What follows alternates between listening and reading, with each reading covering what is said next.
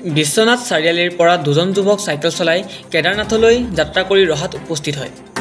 বিশ্বনাথ চাৰিআলিৰ পৰা দুজন যুৱক ক্ৰমে বসন্ত কুমাৰ সুতৰ আৰু সঞ্জয় ঠাকুৰ চাইকেল চলাই কেদাৰনাথ ধৰ্মলৈ যাত্ৰা কৰি ৰহাত উপস্থিত হয়। এই যাত্ৰাৰ জৰিয়তে যুৱক দুজনে সকলোৰে মংগল কামনা কৰিছে। ৰহাৰ পৰা সাংবাদিক নৱজ্যোতি ভূঞাৰ ৰিপৰ্ট JNKT নিউজ। महादेव हर महादेव जय शिव शंभू जय गौ माता की जय आइছোঁ আমি আহিছোঁ বিশ্বনাথ চাৰিআলি চতিয়াৰ পৰা এতিয়া পাইছোঁ ৰহা।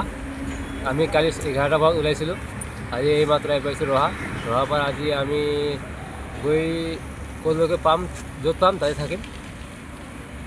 ক'লৈ যাবা বুলি ক'লা? আমি উত্তৰাখণ্ড নেপাল 4 ঠাই যাত্ৰা কৰিম। 4 ঠাই যাত্ৰা কৰি এইখিনি আমি নেপাল সোমাম। পুনৰ আকৌ চাইকেল লৈ উভতি আহিল। লক্ষ্য কি তোমাৰ? লক্ষ্য আমাৰ গাঁও ভাল হওক, আমাৰ ল'ৰাকেইটাই ভাল জেগাত যাওক, ভাল কাম কৰক। নমস্কাৰ, মোৰ নাম বসন্ত কুমাৰ সুতাৰ। আমি আহিছোঁ বিশ্বনাথ ডিষ্ট্ৰিক্ট চতিয়াৰ পৰা। আমি কালি 11টা বজাত ওলাইছিলোঁ। আৰু তাৰপিছত আমি থাকিলোঁ মিচ্ছাত থাকি কিনে আহিলোঁ। তাৰপিছত মহান মৃত্যুঞ্জয়, আৰু মহান মৃত্যুঞ্জয়ৰ পৰা আমি ওলালোঁ 12:30 বজাত।